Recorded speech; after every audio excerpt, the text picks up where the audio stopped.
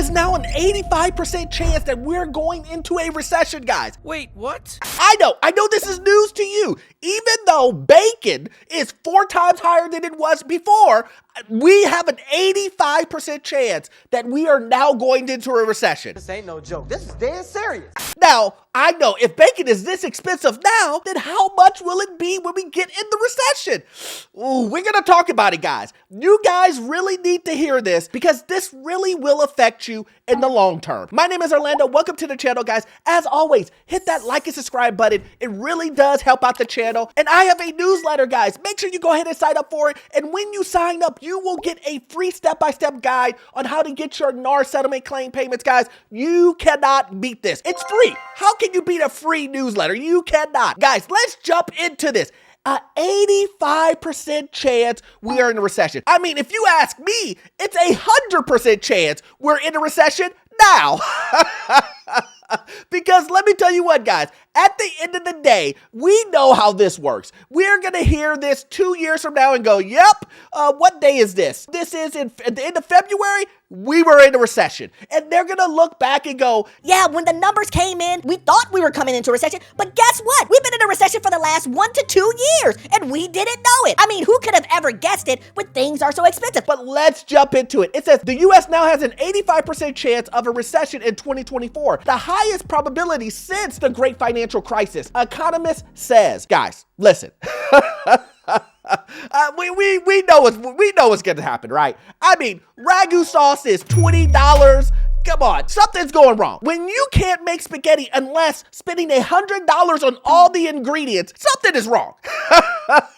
I'm just saying. So it's not a surprise that these guys are saying, oh, there's an 85% chance of a recession, everything. I mean, everyone I talk to, all the stories that I see, all the emails and DMs I get, people are living paycheck to paycheck. 2 years ago, I lived paycheck to paycheck, even though I was making $70,000 a year. The cost of living is ridiculous. UPS drivers are getting laid off. 12,000 of them. And Nike laid off, layoff here, layoff there. And everybody is feeling the pinch, guys. If we're not in a recession right now, ooh, man, it's going to get really bad. It says here, a recession is likely to hit the U.S. economy in 2024, a new economic model highlighted by an economist. The economic indicator, which Rosenberg calls a full model, suggests there's an 85% chance of a recession striking within the next 12 months, guys. And I know some of you guys are scratching your head like, I don't get it. I don't get it because it feels pretty crappy right now when it comes to the economy. And I would agree with you. You try to go buy a new car right now. Try to go buy a new house like we've been working on for the last year or so. Try to do that. Try to go and see how expensive it is to buy a house. Not only that, but to furnish the house, to fix things in the house, to get a new roof put on, insurance, taxes. Everything has doubled, tripled. And we have said this over and over on this channel again, guys. It's gonna get worse before it gets better. So is it really that mind-boggling and surprising that a recession is being predicted this year? No, it's not. I mean, like I said previously in this video, I believe we're already in a recession, guys. No matter what a lot of these guys telling you, oh, by the numbers, GDP. Remember, guys, remember, I need you to remember, the government did change the definition. Remember, it was GDP, 2 consecutive months of loss of GDP. Now it's back to GDP. They keep changing it every single time in the favor to say we're not in a recession. And then when we look at this chart here that he shows this chart, and we're just gonna look at the red here, guys. This is the red. And these charts are confusing. Nobody knows how they come up with this stuff, but this is the way I look at it. See this first bump? This is when eggs this is when eggs were $14 per carton. And then see this next bump? See, that was when steaks were $40. For one steak, a ribeye steak, it was $40. Damn! Yes, so if you look at these two, then obviously something's gotta break. There's no way we can continue to pay $40 for a ribeye. You go get a pack of chicken, it's $15, $20. $15, $20 for chicken. Let me repeat that. Chicken is expensive now. What? Bro, what are you talking about, man? Chicken is supposed to be the budget meat, right? And now it's super expensive. just like eggs, just like milk, just like everything else. You go to the grocery store, you're going to spend 2 times you did 2 years ago. You're going to spend 3 times as much depending on what you're purchasing. And I know, somebody's going to come into the comments and say, Orlando, that's not how you read that chart. That chart isn't meant for that. Well, that's how I read it. Then that's how most Americans are going to read this chart, because they care about what hits their pocketbooks. They care about the money that they spend out of their paychecks. They care, how much money do I have left at the end of the month? Negative $100? After you pay everything, after you shift and move around what I'm going to pay, what I'm not going to pay, that's what people are dealing with right now. So when you see these charts and they come up and say 85% chance and all this other stuff, at the end of the day, it's not very hard to understand why we're in this predicament. And I know these charts, a lot of people like to follow them and say 85% this and 90% this and that and the other. But here's the thing. What do you see that's right in front of you? What do you see when you go to the grocery store, when you go to the gas pump, when you're spending your money? What do you see? It's easy. You see you spending more money than you did previously. You see things are more expensive. You see there's 2 chips in a Lay's potato chip bag and a bunch of air. We're seeing items shrink. Something that was 8 ounces is now 4 ounces, and it still costs the same or more.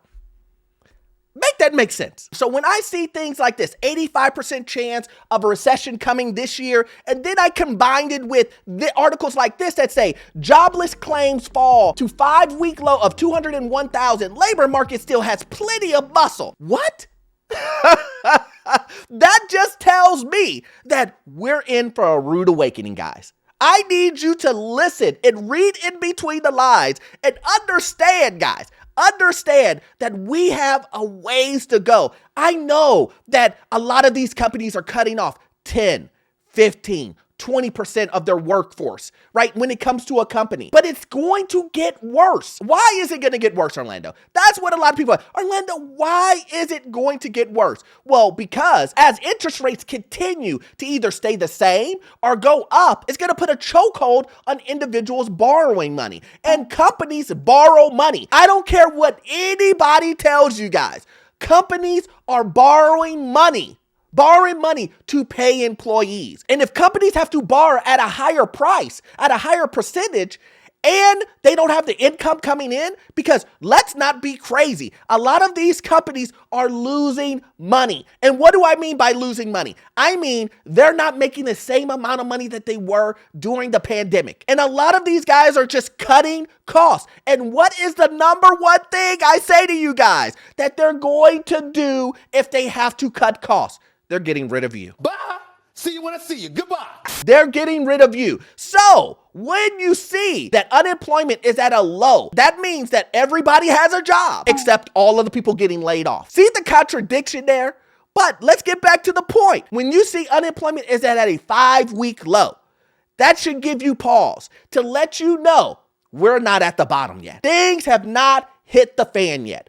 And we're going to get there, guys. We're going to get there. The point of me making these videos is I don't want anyone to lose their job. I hope everyone can keep their job. But the real fact is everyone isn't going to keep their job. We know this. And I just want you to be prepared. I don't want you to go out here and buy a house that is triple the amount that it's actually worth. I don't want you to go out here buying cars, buying Hellcats and BMWs, thinking you can afford it when you know the economy is going down. You're putting yourself at risk to have to pay for that Hellcat month to month. Can you pay for that if you don't have a job? If you have zero income coming in? Can you pay for that house that you overbid on because you wanted a backyard and you love the neighborhood and you said, you know what? I'm going to spend. Instead of purchasing this house for $300,000 that I know it's worth, I'm gonna go ahead and pay $1 million. I'm gonna go ahead and pay $600,000, $700,000, $800,000 for this home because I love it. Well, will you love it as much after you purchase it and you lose a job? Or you find out that the house is worth less when you get it reappraised and you're trying to get a refinance? That's another video in itself. What is going to happen to folks when they realize, oh, I'm going to refinance it and get from this 7.5%, 8% rate, and I'm going to get to this 5%. And you find out that your house has dropped in price? Do you have $200,000? Do you have $200,000 to put down on the house to get a lower rate? And most would say, are you crazy, Orlando? Heck no, I don't have that much. That's my point. So as we all sit on the sidelines with a purpose, because that's what you should be doing, sitting on the sidelines with a purpose, making sure you're getting your credit together, putting money into your emergency savings account, making sure everything is good, looking at the houses in your neighborhood, watching prices go down, watching how many houses stay on the market. If your goal is to get a house, you should be doing all the research and all the work while you sit on the sidelines. Because over here, I say, do not overpay. We don't care about interest rate. We care about the price of the house, guys. So hopefully you got value out of this content, guys. As always, you won't get all of your information from this. I need you to watch this video over here. Yes, this one right here. It will give you information on the housing market, financial news, get into your first rental property, and trust me, the information you will get from it, it will be gold. See you in the next one. Thanks.